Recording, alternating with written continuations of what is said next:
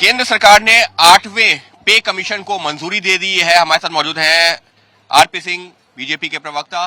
Sir, जब ये जो मंजूरी दी गई है इसके ऊपर भी क्या सवाल नहीं उठ सकते? क्योंकि विपक्ष तो इस पर भी सवाल उठाएगा कि देखिए दिल्ली में चुनाव होने वाले हैं, अब ये मंजूरी दी जा रही है। दिल्ली के चुनाव से क्या लेना देना? 2013 के इन्होंने चुनाव से पहले घोषणा की थी, लागू 2016 के अंदर मोदी जी ने किया लाकर 7वां जो पे कमीशन था। तो ये लॉन्ग पेंडिंग था।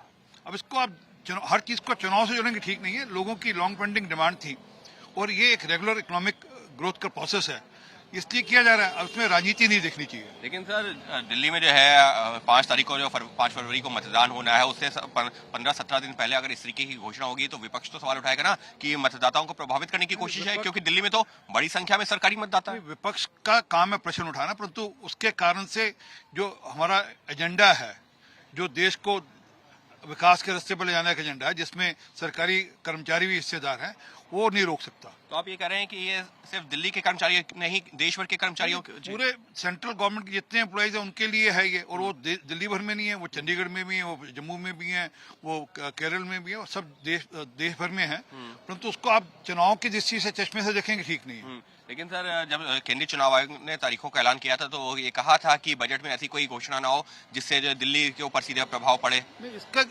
घोषणा का कोई, ये तो सर अभी पे कमीशन रिकमेंड करेगा। कोई पे कमीशन ने अपनी रिकमेंडेशन थोड़ा नहीं जिसको सरकार मान्यता दे रही है।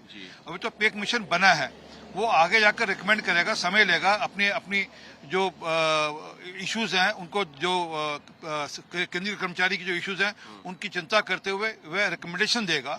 उसके आधार पर फिर सरकार फैसला लेगी। तो अभी तो ये एक प्रोसेस है, और ये नहीं कि कोई घंटों में या कुछ दिनों में हो या महीनों में होना। ये लगभग 1.5 साल लगता है पूरे प्रोसेस में।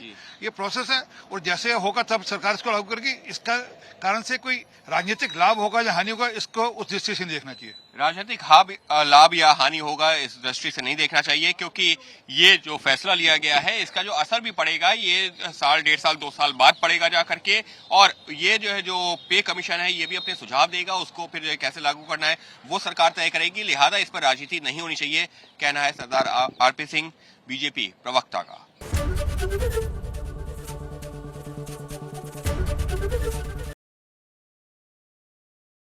आपकी